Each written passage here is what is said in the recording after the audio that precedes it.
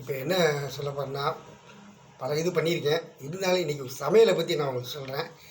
என்னென்னா, ஒரு தக்காளி குழம்பு வைப்போம், தக்காளி தொக்கு. ஆனால் அந்த தக்காளி தொக்கை வச்சு எல்லாத்தையும் ஓரம் கட்டுவோம்.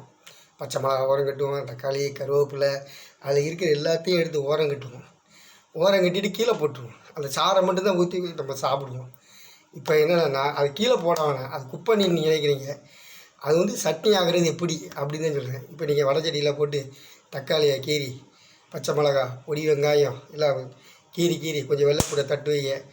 தட்டி கருவேப்பிலை, மல்லி இலை போட்டு கொஞ்சம் வடச்சட்டியில் எண்ணெயை ஊற்றி, என்னடா வாயிலே ஒரு வடை சுடுறாரு, செஞ்சு காமிக்கலாமே அப்படின்னு உங்களுக்கு ஒரு யோசனை வரும். என்ன இருந்தாலும் இப்போ நான் வாயில் வடை சுட்டுட்டு பிறகு உங்களுக்கு செஞ்சு காமிக்கிறேன். ரைட்டு, சரி ரைட்டு. இப்போ அந்த எண்ணெயை ஊற்றிட்டு எல்லாத்தையும் நீங்கள் வதக்குறீங்க. வதக்கி வீட்டில் இருக்க கொஞ்சம் மசாலா பொடியை கொஞ்சம் போடுறீங்க.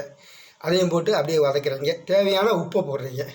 போட்டு எல்லாம் போட்டு நல்லா தண்ணியை ஊற்றி சாறு வர மாதிரி கொதிக்க விட்றீங்க.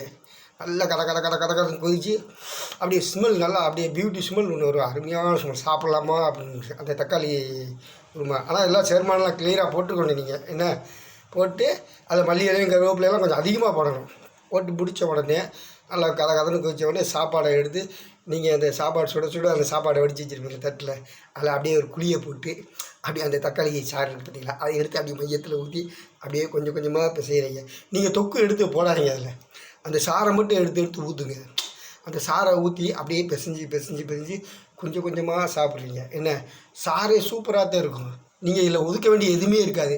கடைசியில் பார்த்தீங்கன்னா எல்லோரும் சாப்பிட்டு முடித்த உடனே கீழே அந்த சக்கை தொக்கு அதை வேஸ்ட்டு அப்படின்னு சொல்லி குப்பையிலையோ ஊற துணியிலையோ போய் நீங்கள் கொட்டுவீங்க. ஆனால் இனிமேல் அதை கொட்டாதீங்க. இந்த மாதிரி பண்ணி பாருங்களேன்.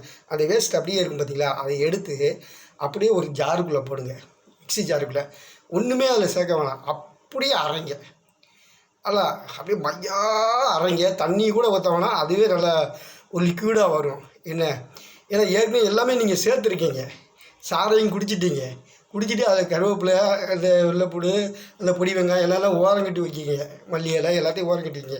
இப்போ ஜாரில் நீங்கள் அரைச்ச உடனே அதை எடுத்து இட்லி ஆவி பறக்க இட்லி அப்படியே சுட எடுத்து தட்டில் அப்படியே 360 டிகிரிக்கு அப்படி சுற்றி வச்சு மையத்தில் அந்த இதை எடுத்து ஊற்றி சாப்பிடுங்களேன். எவ்வளோ அருமைன்னு தெரியுமாங்க.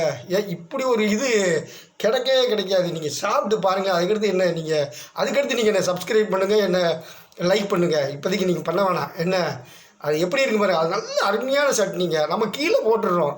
என்ன இனிமேல் கீழே போடாதீங்க. அந்த தக்காளி சாரெல்லாம் சாப்பிட்டு முடிச்சோடனே அந்த தொக்கெல்லாம் எடுத்து ஒரு சட்னி ஆக்கிடுங்க. கண்டிப்பாக அதில் வந்து என்ன ரொம்ப பலன் கிடைக்கும். இதை நீங்கள் கண்டிப்பாக செஞ்சு பாருங்கள்.